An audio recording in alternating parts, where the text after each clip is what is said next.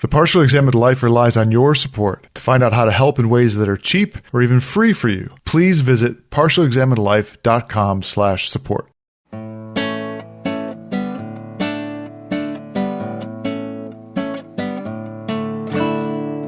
You're listening to The Partially Examined Life, a podcast by some guys who at one point set on doing philosophy for a living, but then thought better of it. Our question for episode 233 is something like, can virtue be taught? Or maybe, what's the relation of the various virtues to each other? Or maybe, how is philosophy different from sophistry? And we read Plato's dialogue Protagoras, written around 380 BCE. For more information, please visit partiallyexaminedlife.com. This is Mark Linsenmeyer, merchant importer of knowledge in Madison, Wisconsin. This is Seth Paskin, courageous but not wise in Austin, Texas.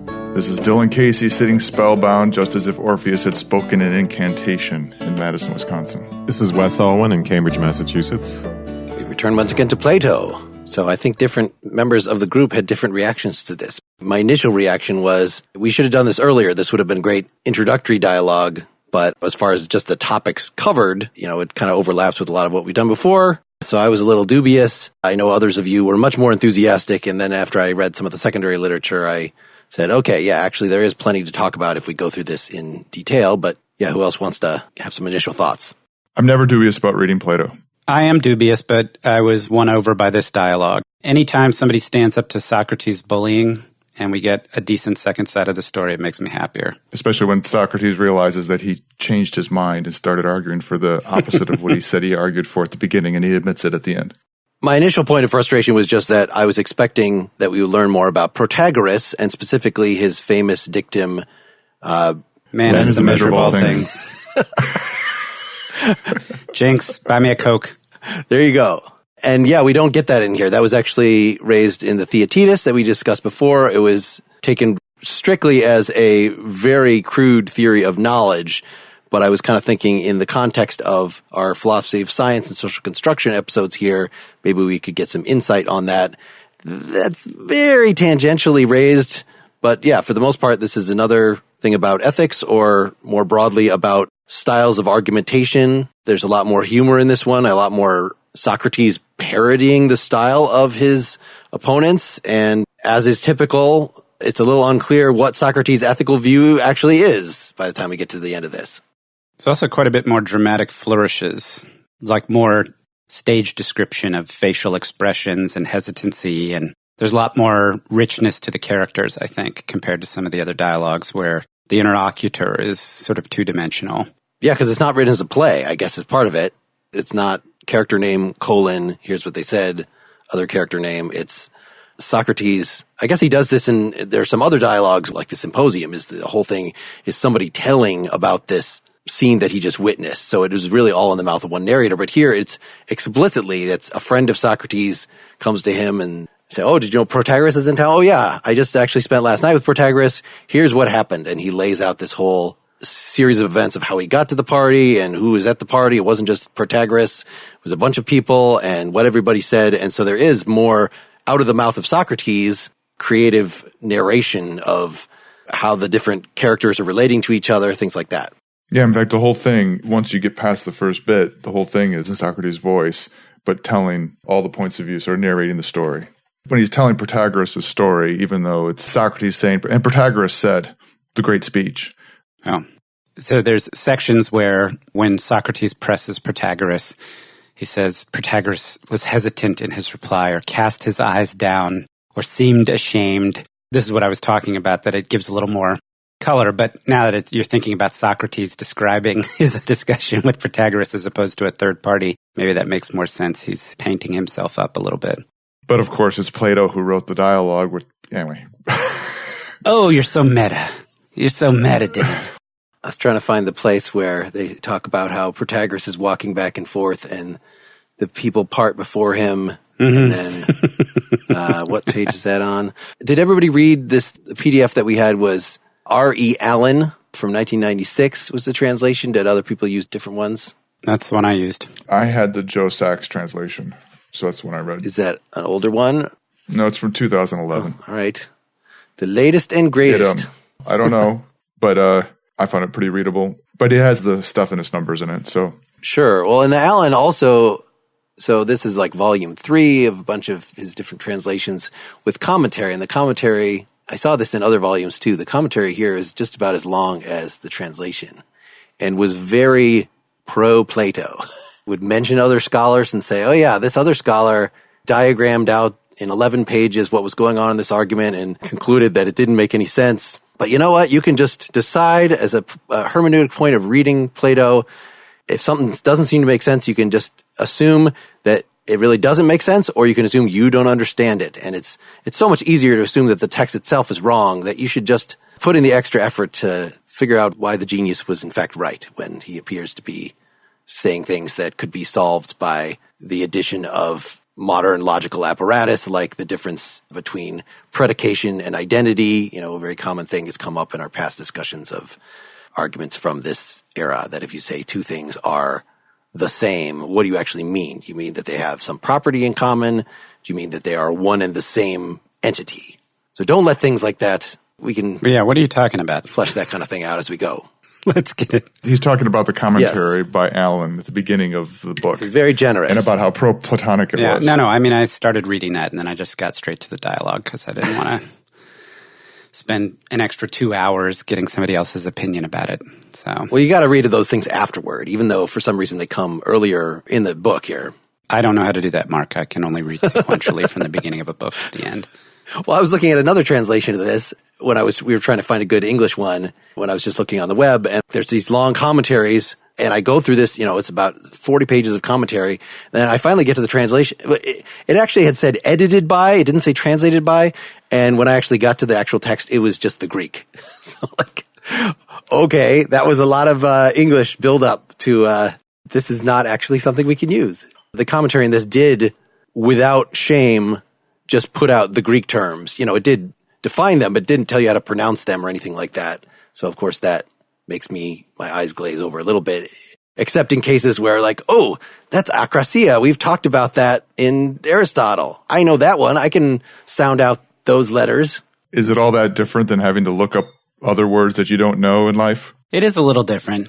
Well, if they're in a foreign alphabet, that's a little different. Yeah, if you just anglicize them like most commentators do, instead of just insisting on putting the Greek letters in a row.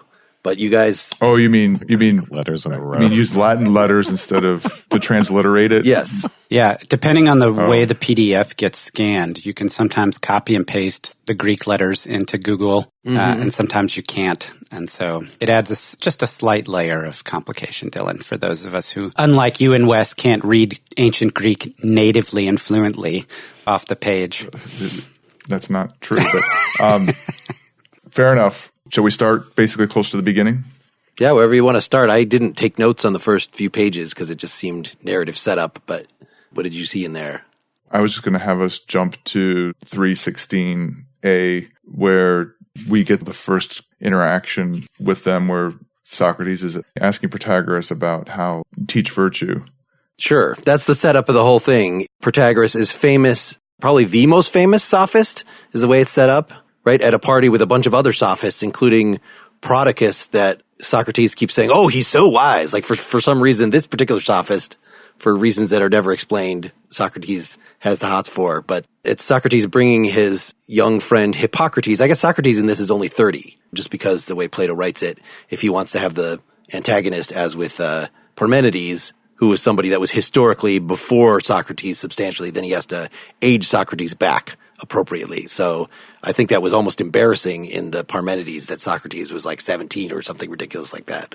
But here, Socrates is 30 and his younger friend Hippocrates is excited that Protagoras is in town and wants to go maybe pay Protagoras to teach him. And so this causes Socrates to ask him, well, what is he going to teach you? If he's a horse trainer, then he'd be teaching you to be a horse trainer. But what is he? He's a sophist. He says he's a sophist. Most people think that's shameful, but Protagoras is fine with that label. Do you want to be a sophist? Well, no, I don't want to be a sophist. Okay, so he's going to teach you virtue, citizenship, something like that. So they go and then confront him, and he's at this big party, and so there's these other sophists and other people, Alcibiades, other people from the symposium that are in attendance, and Protagoras is holding forth there. Do we want to say anything else about the setup, this whole incident with the butler or any of this? I enjoy the beginning. It makes me want to interact with the rest of the dialogues and thinking about how these characters are working. Like the fact that Alcibiades shows up, and as you pointed out, Mark, there are people in here that are from the symposium. It seems like a different discussion about how these interactions across dialogues are happening. And I'm not so worried about that. To me, the big setup is that there's a whole bunch of sophists here. And in fact, this conversation is going to happen with a bunch of them, and there's side conversations to them. The main one being with Protagoras. And the fundamental thing that's set up at the beginning, as you pointed out with Hippocrates, is we're here with a bunch of sophists, and what are you exactly teaching? You're getting money for educating people, for teaching them something, making them more powerful in some way. What is it they're going to come away with? What's interesting about the setup is that Socrates is questioning what's being taught, and yet the value of what's being taught, regardless of what it is clearly embraced by the fact he's surrounded by people who all want to hear what he has to say, and he's famous across Greece. So there must be something he's doing that people find valuable, regardless of whether or not they can give a Socratic definition of it. And in fact, Protagoras himself, like right around 318a, it's basically put to him, well, what is it the heck that you do? Hippocrates asks him, and Protagoras says, "Young man, it will assuredly be the case to you if you associate with me that on the day on which you come into association with me, you'll go home having become better. And the same things will happen on the following day, and each day you'll make continual progress for the better." The basic thing he says is that if you hang out with me and what I teach you, you'll be better at the end than you were at the beginning, which isn't very different than what most education, what a version of education people say, particularly anything from wellness to liberal education or whatever. When you have a hard time saying exactly what it is you're going to get out of it, at the end they're going to say, well, I was just a better person when I was done. That's what Protagoras says. Yeah, a better citizen specifically even. Does he say that here? He says that in our translation, yeah. Socrates will interpret that back to him as saying a better citizen, and then Protagoras will go along with that. Yeah. At 318a, he says in the Allen, "Young man, this is what you'll get if you study with me. On the day you come to me, you'll return home better, and the next day the same, and each day you'll always improve." He's pushed. So let's see, it's 178 in our text. You return home better. And what do you claim? I'll be better. How will I improve? And then he gives an answer that is ironic given some of what goes on later, but he'll say, don't worry, I'm not going to just give you a regular education in the arts, calculation, astronomy, geometry, all that stuff. So this is 318e. The subject of study is good judgment about his own affairs and how he may best order his own house, and about the affairs of the city, and about how he may be most powerful in those affairs, both in action and speech. And then Socrates says, you speak of the political art and undertake to make men good citizens. So already you have the question of whether Socrates is fairly characterizing that. That's sort of a question that comes up every time Socrates paraphrases someone's answer back to them. And this, of course, is a completely legitimate to say, is this really what Protagoras is talking about? Is he actually talking about making people good citizens? It's questionable since he's talking about power. Yeah. And in fact, it may be that the first part, that political art is what he's talking about. And then he says, and promising to make men good citizens is just in Socrates' reply is a juxtaposition that might be unwarranted.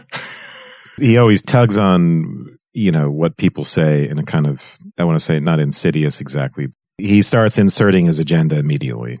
It's worth pointing out in this section that Protagoras, one of the ways that he's trying to distinguish himself from what other people teach is, he points to other people who get going to get educated. And he says other people, they maltreat the young who have fled the arts. They lead them back against their will and throw them into the arts, teaching them calculation, astronomy, and geometry and music. That basically everybody else is going to try to teach you how to do specific things.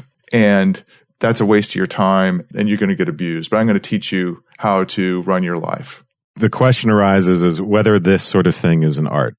Because the reason to talk about making men good citizens is to push the argument in the direction of virtue, where virtue, as we know, is something that depends on a lot of factors that don't involve simply learning, like learning how to make shoes or something, or learning astronomy. You don't learn virtue, obviously, in the same way, and you can't just go to a virtue class and come out of that a good person. It depends on, as we saw in Aristotle, depends on character, essentially. It depends on all this procedural knowledge as opposed to rational knowledge, on habit, on emotional comportment, on the relation between your dispositions to act, your dispositions to feel and think, all of those sort of very ingrained things, which aren't as obviously alterable by a standard education. You might say they're therapeutically alterable, but not necessarily rationally alterable, or that's the question. So does it seem justified to then think that the Greek, when he initially says you'll be better and better every day, that doesn't necessarily mean morally better, that's at least neutral with regard to whether virtue is actually implied in that or not? Yeah, I don't think Protagoras knows exactly, because as Plato characterizes him, he doesn't seem to be that precise, right? So he is, by saying, I don't teach you the regular arts, he's already setting up this distinction between learning a typical art and then the question of virtue. But on the other hand, it's not clear that he has any firm conception of that difference at this point. Yeah, when he says that you're going to study good judgment in your own affairs and how to make best order your own house and about the affairs of the city and how to be most powerful in both those affairs in actions and speech, to your point about him not necessarily being that precise, it's not at all clear that he intends that means that you're going to be a virtuous person necessarily. That becomes a sort of central question throughout the dialogue. Is it aligned that way? And Socrates wants to make sure that it is aligned that way, but there's this constant tug back and forth about whether or not it means that. And in fact, I think that Protagoras in the end feels a bit bullied about that fact.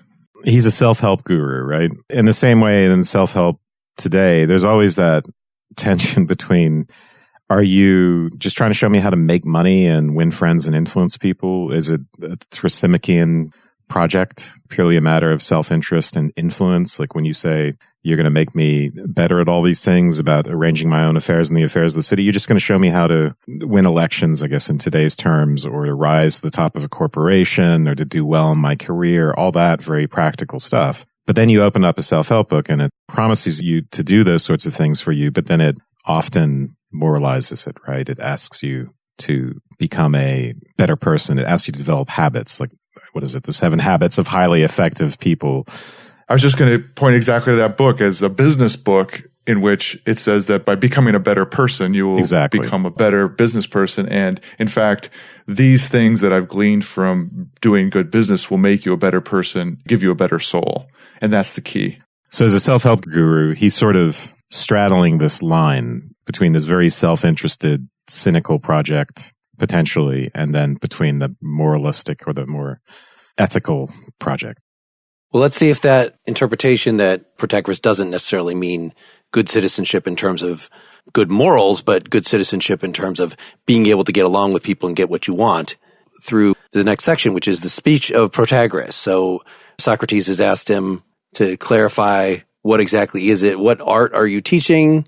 And he then goes into this whole myth of Prometheus and Zeus, of when all the animals are created, the gods give them various virtues, sharp claws, sharp teeth, etc., but man is forgotten. I've heard versions of this before from different mythologies, and it turns out the thing that's missing that Zeus then has to give them is the political arts, because that's the only way, by grouping together, by being in a society, that's our advantage. Strangely, not reason, although that's another interpretation that I've heard given this myth or communication. It's like, I guess we even have reason, we have communication, but we still bicker until we have this political art. It's important to note here, because again, we get the same cleavage within the arts between the political art and everything else. And by the way, this whole speech is really impressive and beautiful, and it shows that Plato can represent, and here Socrates within Plato represent an opponent as having very formidable and interesting points of view, because there's a lot of insight, ultimately we'll see, in what Protagoras has to say about whether virtue is teachable as we go on. So the animals get these natural talents, right? Fur and claws and things like that. And human beings come last. And so at first they just get the arts. They get speech, on the one hand, so reason, but they also get the ability to make dwellings and things. But they're not going to be able to have cities until they have political virtue of some sort.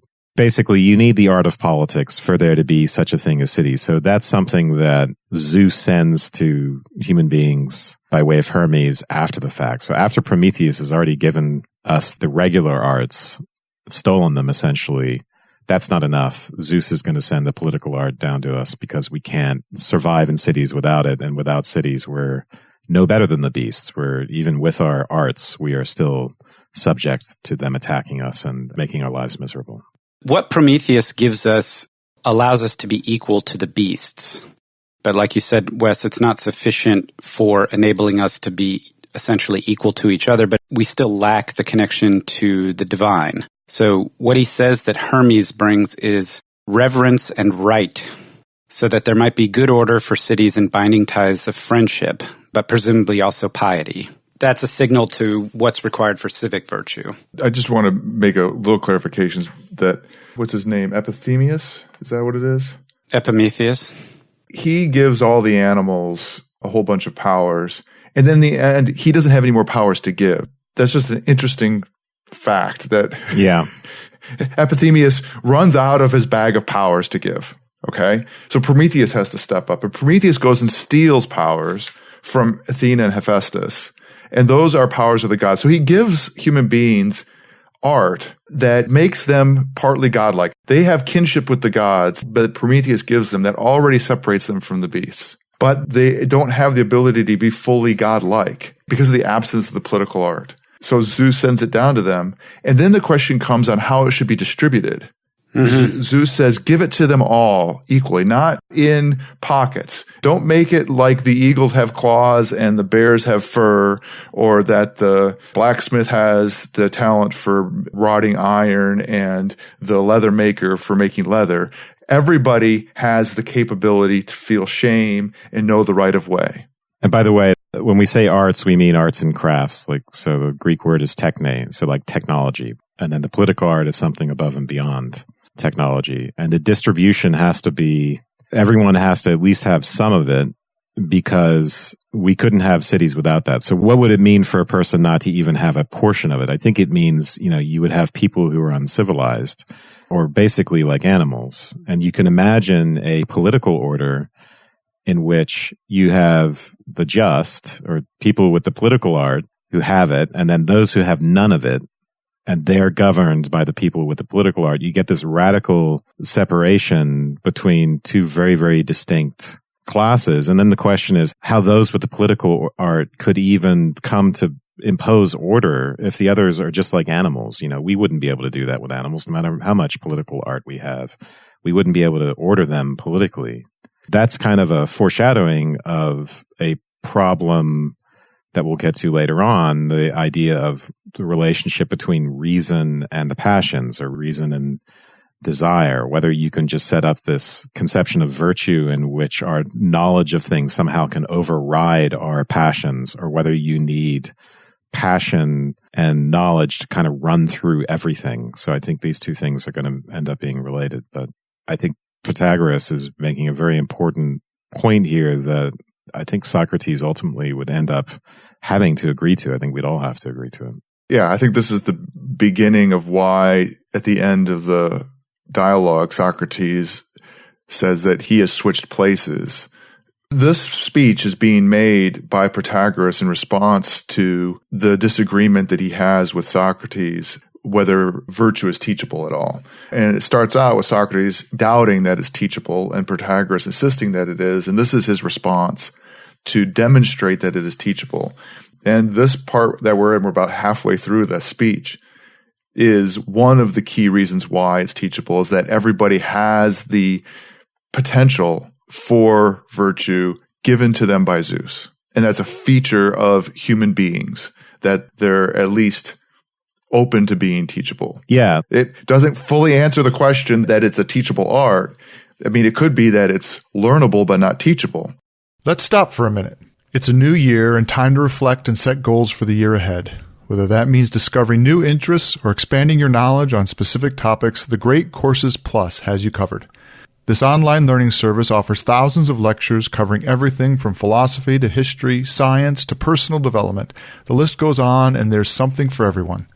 They're taught by the best professors and experts from top universities and institutions around the world, so you know the information is reliable.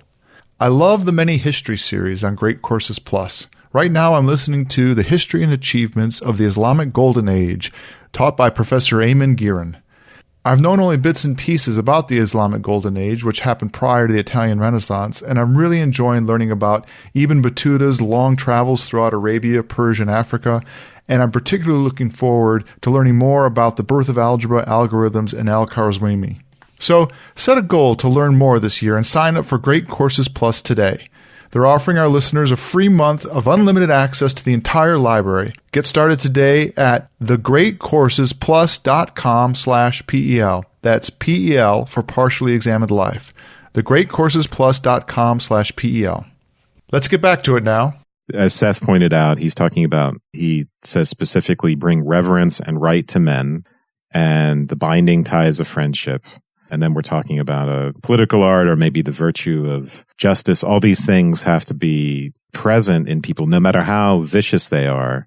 And like I said, I think it's a way of distinguishing between what it means to be civilized and uncivilized, or what it means to be human in our sense, post state of nature, or to have the part of the soul that is the spirited part, or another way to put it is to be involved in the Hegelian mutual recognition relationship. In other words, it means that we have to be social, essentially. We have to be social creatures in the human sense of social in order for there to be such a thing as cities. And by virtue of being social, we already know a lot. We already have a kind of art. And I think at some point he's going to compare it to language, right? At least in its teachability. It's something we absorb, or it's something that just happens naturally by course of our development within a society that we acquire it. But it's a fascinating thing because it's a kind of virtue that is embedded or inherent in what it means to be human. So social in the human sense of social, that's interesting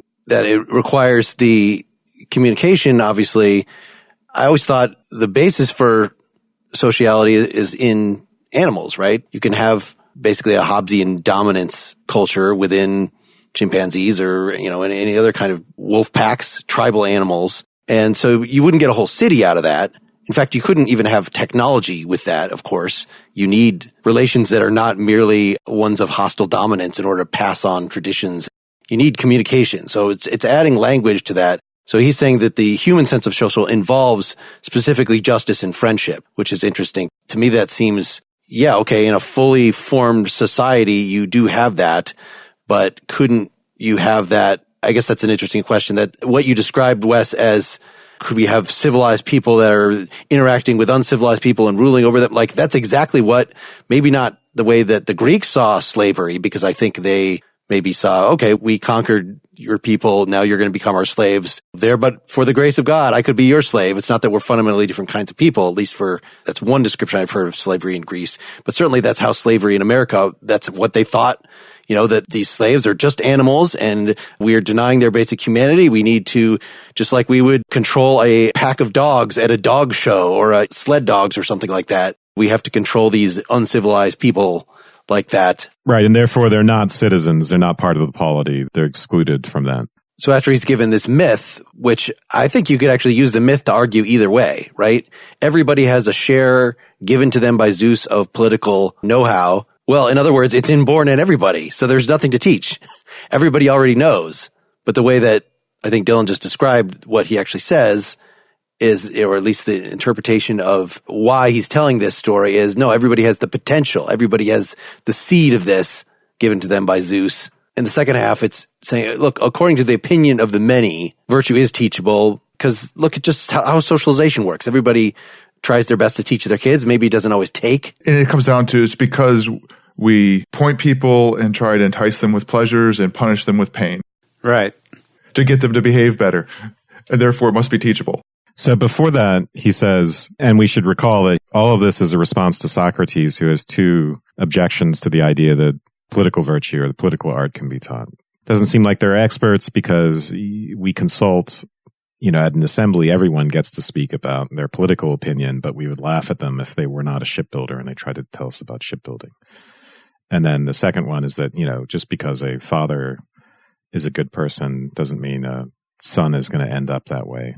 And then before we get to this, the many portion of the argument here, Protagoras will say, yeah, we do, when it comes to political virtue, which he then identifies with justice and temperance. I think that's important. And we may want to talk about what we think justice is at some point, but we do consult everybody. Even if we don't think we're all that politically virtuous, we have to pretend that we are.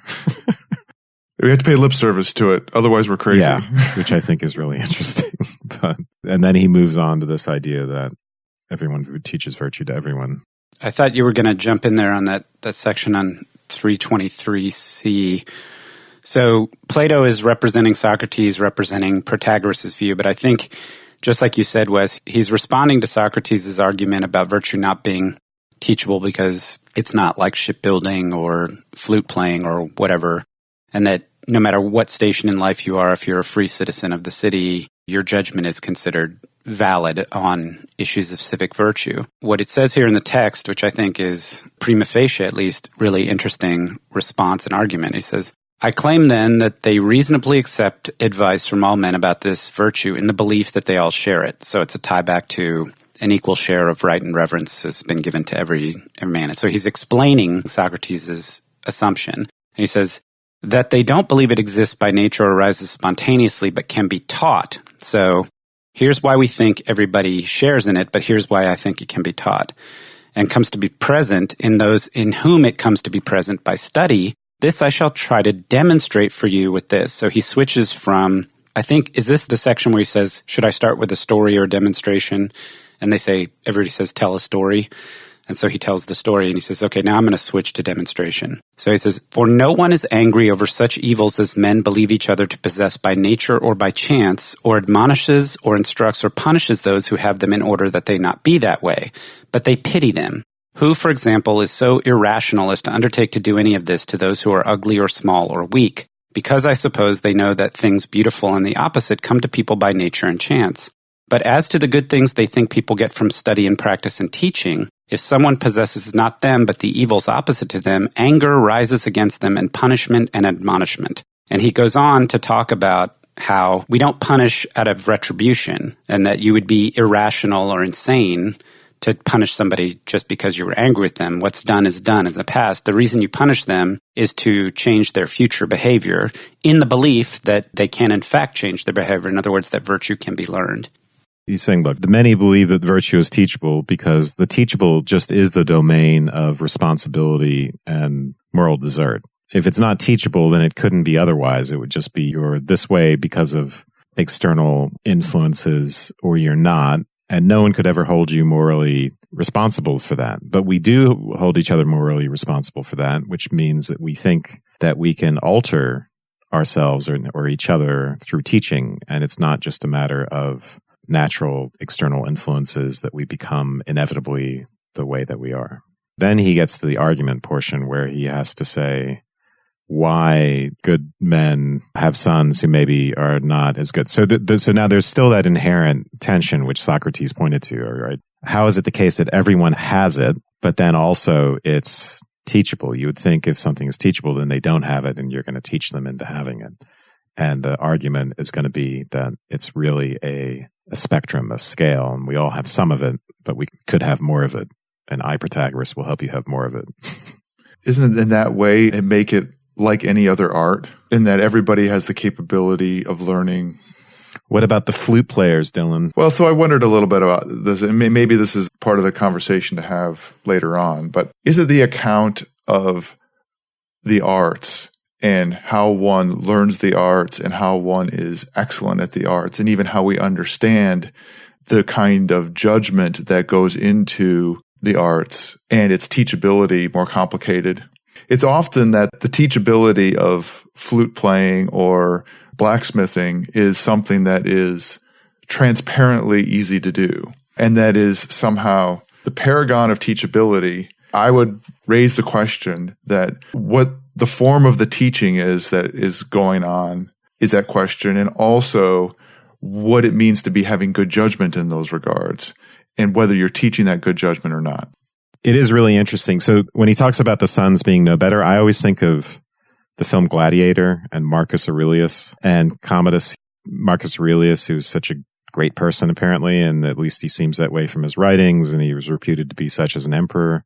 And of course, we did our own episode on that. And I still actually look back at the meditations. I use it almost like a self-help manual, but it didn't help Commodus. He was a raving lunatic. So that's sort of the paradigmatic example of that sort of thing. And the story that Protagoras goes on to tell is we educate our children in all these sorts of things. We use punishments, and it's not just teachers, but it starts with parents, and then ultimately it's the laws. So you get this triumvirate, parent, teachers, laws. And then moral teachings also suffuse other teachings, like poetry, for instance. There's little moral lessons in there. But I think there's a larger point to be taken there, which is that our social environment is suffused with these ethical teachings, right? And this goes to the point, of social construction, actually, Mark, that you were hoping for some of in this. It's our identities. We're constantly identifying with others, especially parents and authority figures and teachers and the law, but we are constantly being shaped by these oughts, by these mandates of what we're supposed to do and what is prohibited. And that's something very different. Maybe it's comparable to the way we acquire language as a child, but that's very different than the way we pick up a language as a child, or a superego, let's say, or a conscience is much different than the way we pick up flute playing, where we're trained in how to do it and we have to practice it. This is not just a matter of practice, it's a matter of absorption. So if something were required, then it would be, if everybody's doing it all the time, then it might be something that you would at least get a base competence in, just kind of absorbing it. Like think about not flute playing specifically, but just rhythm, music, that whether or not you've had a class, you're around it enough that you would get the way we learn to sing for most people is closer to the way we learn language, that we just kind of pick it up. People are doing it. We sing along. Maybe we're good at it. Maybe we're not. And it's only when then you want to become a really, really good singer that you use training and practice. And so it just happens to be the status of flute playing that's a very specialized thing that not too many people do. And unless somebody says you're going to learn flute, or you express that interest and put the flute in your hand, that you even would get on the road to getting even basic competence in that. But it's something like singing that does seem a lot closer to citizenship, that what Protagoras is claiming is that, everybody gets the basics, but there are trainers like me that will then actually train you to, say, use your powers of speech to get what you want out of the assembly, where most people, that's not just something people just pick up. They pick up like how to behave and not get swatted by their elders because they don't know basic manners, but they don't actually know how to accomplish things politically. I was going to bring up manners, actually, because that's a good example. I mean, I think what you're pointing to, Mark, is that it's an inherent part of the social that we get to practice these things all the time. So we internalize, let's say, prohibitions and oughts. We should do this, we shouldn't do that, but we do get to practice them all the time, but partly just because a lot of it's just negative, right? So if I'm not allowed to hit someone whenever I want, I'm practicing it by virtue of just not doing it. So that's one interesting thing. But with manners, I'm practicing them all the time. We learn to say please and thank you, for instance. And the same thing with language, right? Children do absorb language, but there is a kind of practice built into that. But all of that is very different than, say, the kind of practice I do when I'm learning to play a flute, because flute playing isn't so naturally integrated into what it means to be social. I'm not forced to play the flute every time I want someone to give me something. When I'm in a store trying to purchase something, I'm not forced to say please, but it might be advisable to say please. But it's not like I have to do a little flute routine every time I'm purchasing something. But isn't that just underlining the fact that it requires practice? And that the case with virtues, you have this sort of ubiquitous practice that happens as a result of being part of society and socialization, whereas the art of flute playing is something that you have to proactively put aside time because it's just not part of your day-to-day life. It's a little bit like learning a foreign language. If you're trying to learn a foreign language, like you live in the US and you want to learn even Spanish, right? You have to set aside time to go and do that. Whereas if you live someplace where all they're doing is speaking Spanish, just your mere fact of going about life, you're going to have to start learning it. Compare language acquisition as a child to learning language as an adult, and then compare procedural knowledge to knowing that something. So you absorb grammar as a child. You don't learn grammar in the way you learn it as from a textbook as an adult. And I think there's a comparison between ethical, if there's an ethical art, or there's between our acquisition of morals, let's say, and the difference between that and then flute playing, which is that with flute playing, the scale with morals, we don't have to practice the scale to learn it exactly. In other words, you don't learn the scale, a musical scale, by people frowning at you or saying, no, don't do that, or you simply absorbing the expectations of a society, or just saying, okay, everyone dresses this way and isn't running around naked, and I infer that that's what I ought to do, or however it is we acquire these things. It's much different than the way we acquire other arts, even though practice is involved. But the way you just described it made it sound like it's a lot more like learning language, especially immersively as a child, right? You learn the grammar and the associations without having anybody teaching you from a textbook.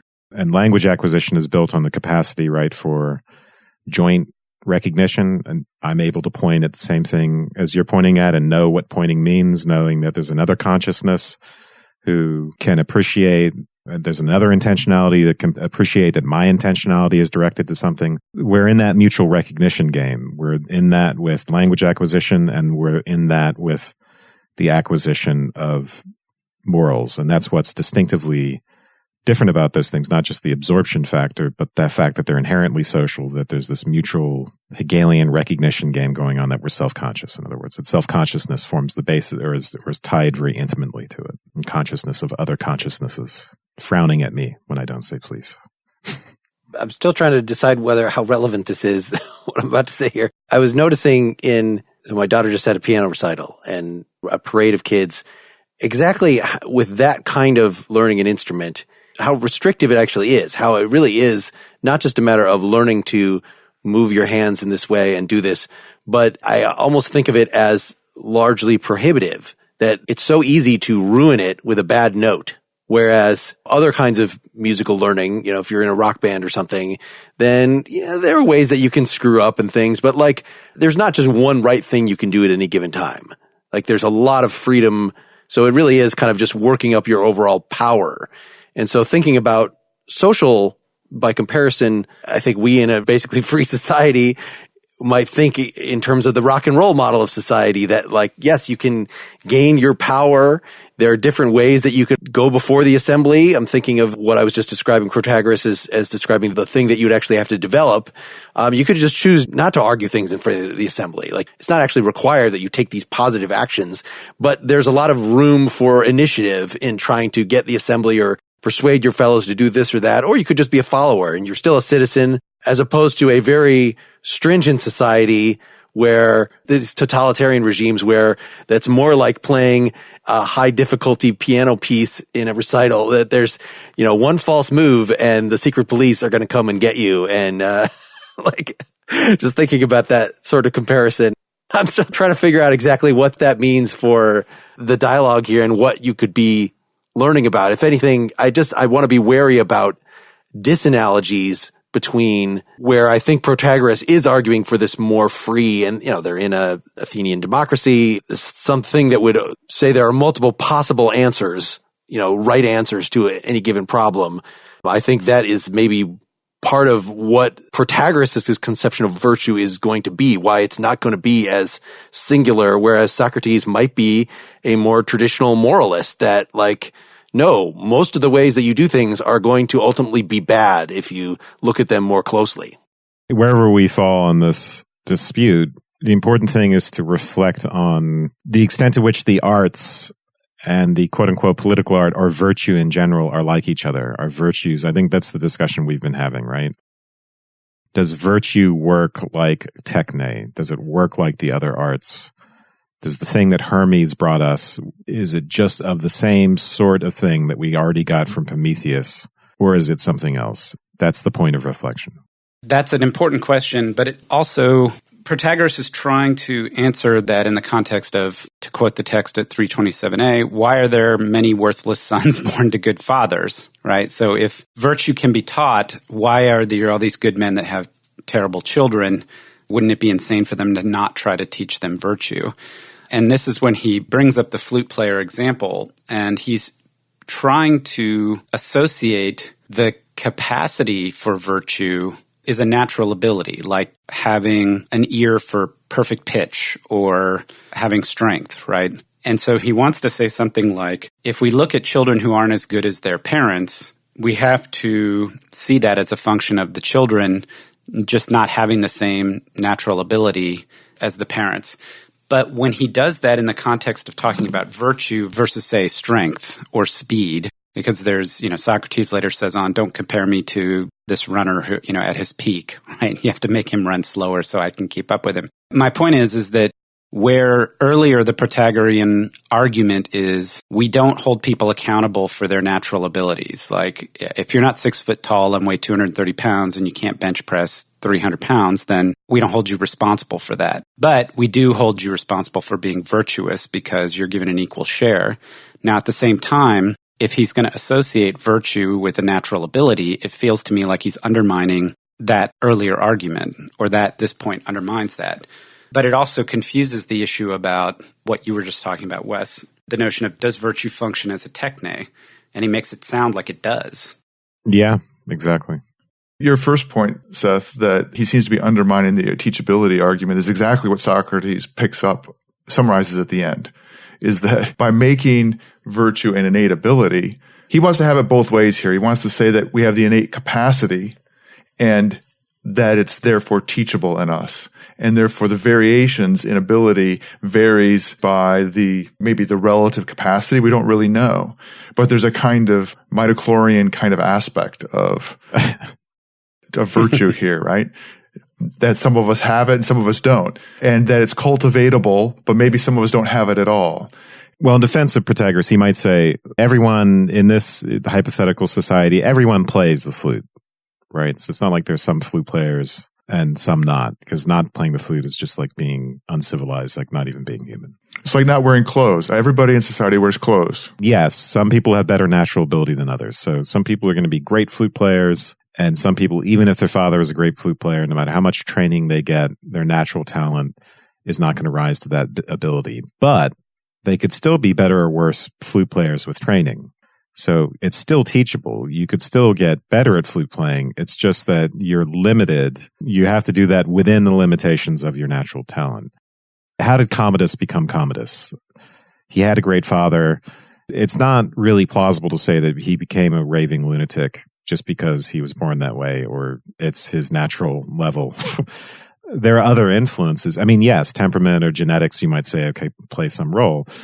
But what's really going on is that the teachability factor suffuses society. It's not just located, even though parents might be especially important, or teachers, and also teachers, authority figures, and the laws are especially important, those sorts of things that Protagoras mentioned.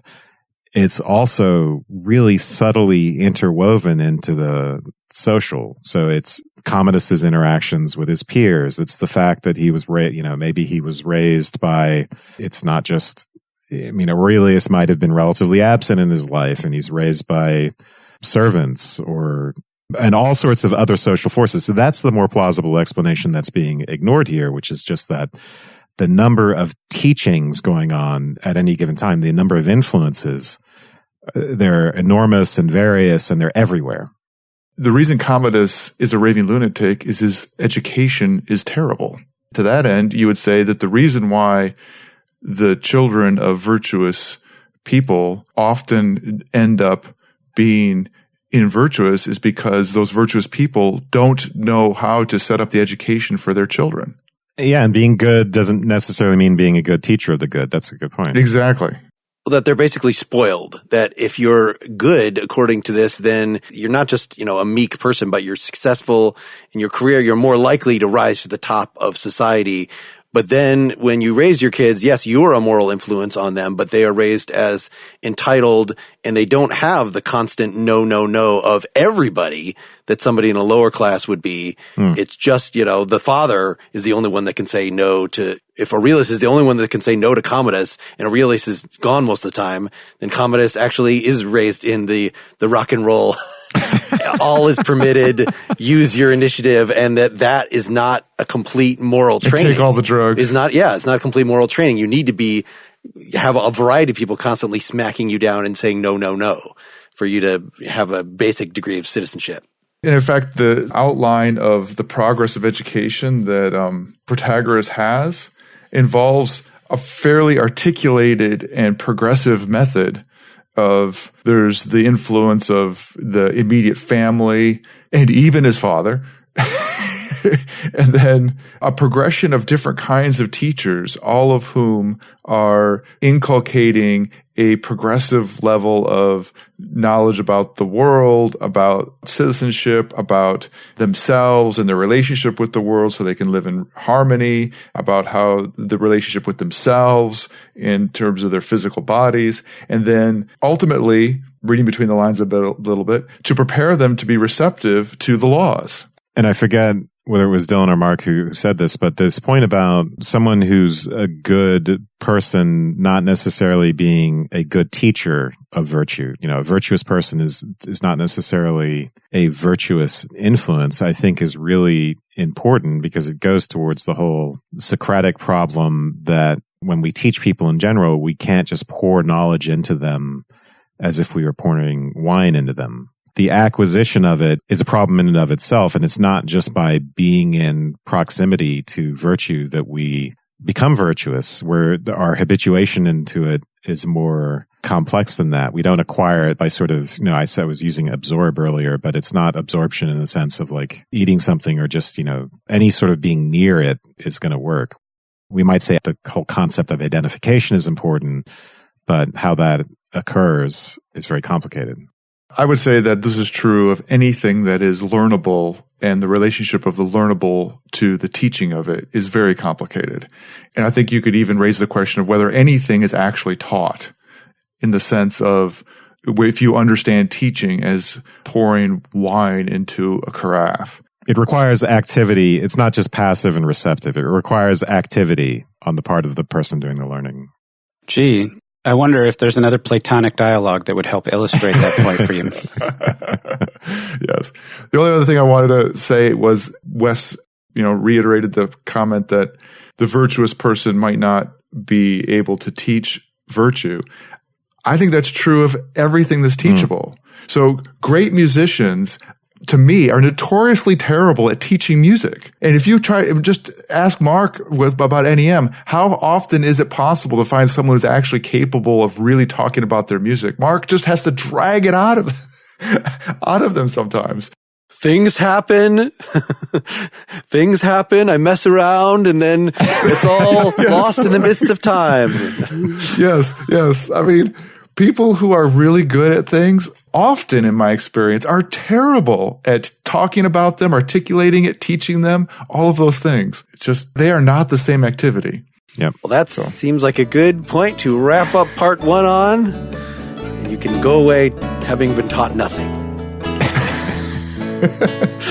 Teach yourself. That's exactly.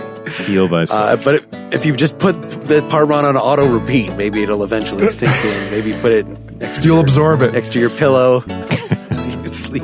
We should combine what we do with like one of those apps that judges your degree of sleep by listening to your breath or the thing attached to your finger or whatever, and then turns on the episode during those times where you'll be most receptive.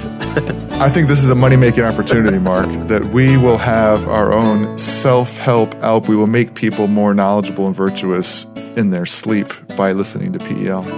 Go to partialexamlife.com and you can hear the full citizen version right now. You don't have to wait till next week, but otherwise, see ya.